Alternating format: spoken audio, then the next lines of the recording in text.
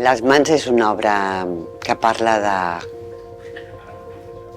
d'una parella que s'estima d'una manera imperfecta, d'una parella que s'agrada molt i tot i així es pot fer molt mal, d'una parella on la competitivitat i la generositat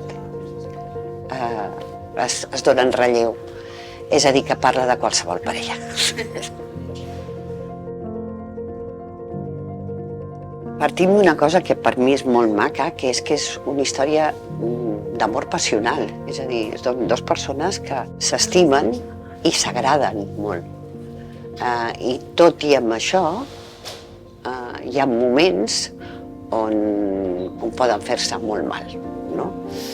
Partim de que un personatge és un actor que és més gran que ella i és una persona atractiva, amb molt sentit de l'humor, però amb bastants problemes, com enfronta la professió d'actor, com el desgasta i fins i tot com pot arribar a tindre problemes emocionals i mentals amb ella, no?